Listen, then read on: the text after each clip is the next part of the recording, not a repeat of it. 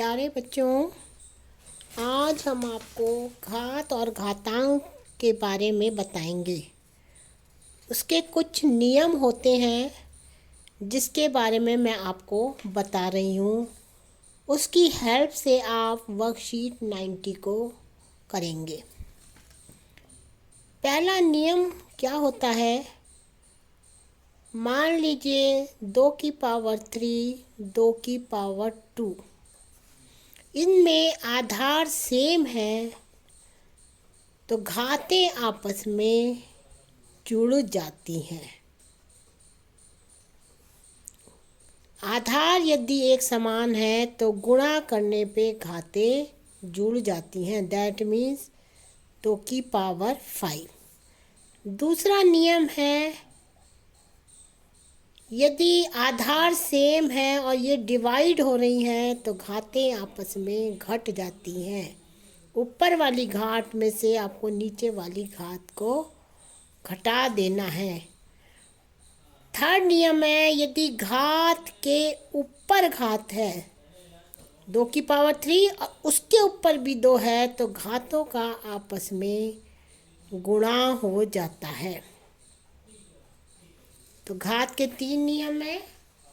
समान आधार पे गुणा करने पे घातों को हम जोड़ देंगे, भाग करने में हम घातों को ऊपर वाली घात में से नीचे वाली घात को घटा देंगे, और घात के ऊपर घात है तो इन दोनों का आपस में गुणा हो जाता है।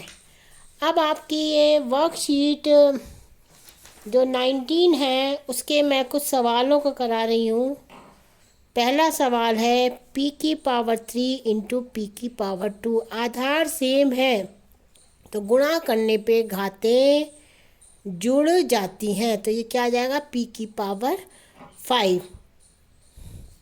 ऐसे ही दूसरा सवाल आपको दे रखा है 20 की पावर 15 को भाग दे रहे हैं 20 की पावर 13, तो भाग करने पे घात क्या होती है? घट जाती है। 15 में से 13 को माइनस कर दीजिए तो दैट मीन्स p की 15 में से 13 गया 2।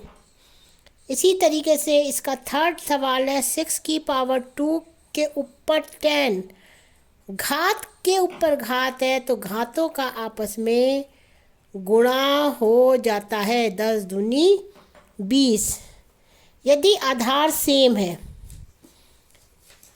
आधार सेम नहीं है तब हम घातों को इस तरीके से नहीं करेंगे। ऐसा ही एक सवाल दे रखा है, ये सारे सवाल आपको करने हैं।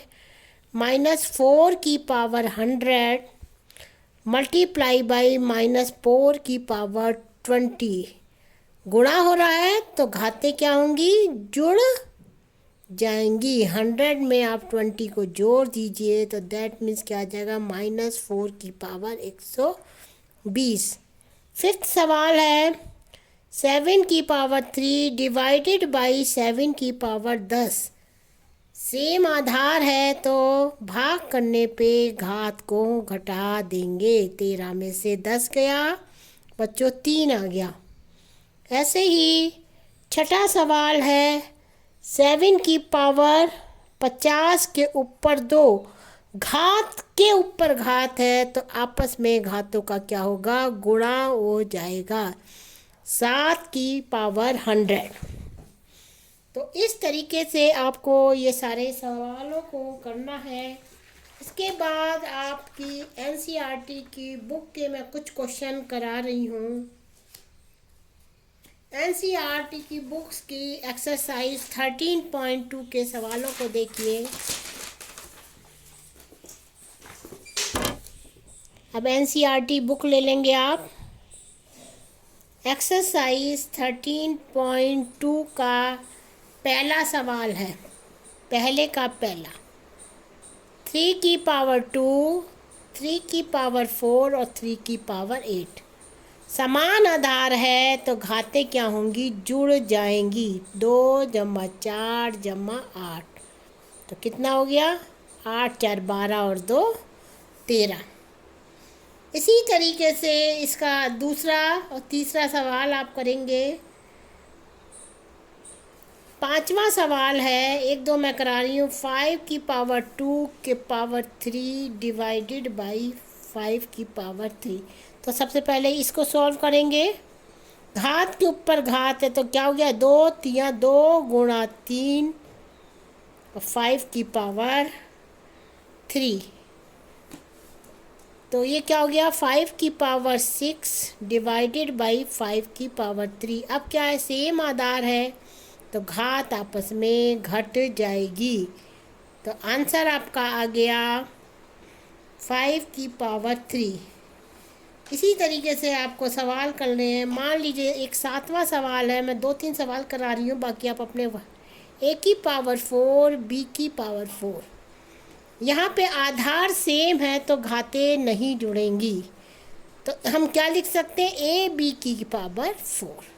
ए पे भी 4 घात है और बी पे भी 4 घात है, तो इसे लिखा जा सकता है ए बी की पावर 4। तो इस तरीके से आपके इसके 10 सवाल हैं, उसे आप करने हैं। पहले के क्वेश्चन नंबर 2 आपको सरल करना है। पहला सवाल करा रही हूँ मैं, 2 की पावर 3 3 की पावर 4 गुणा 4 डिवाइडेड बाई 3 की पावर 32। तो इसको आप कैसे कर सकते हो बेटे, बिल्कुल आसानी से। या तो ऐसा करो, 2 की पावर 3 है तो हम 2 को कितनी बार लिखेंगे, 3 बार। 3 की पावर 4 है तो इसको हमने कितना लिख दिया, 4 बार।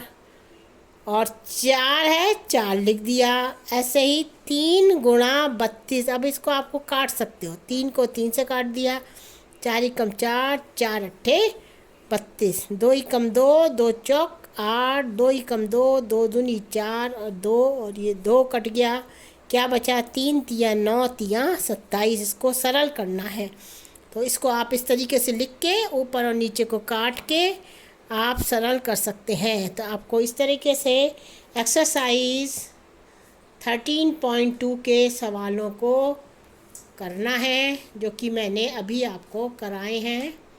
और मैं आपको ये जो वीडियो मैंने बनाई है मैं आपको भेज रही हूँ। थैंक यू बच्चों।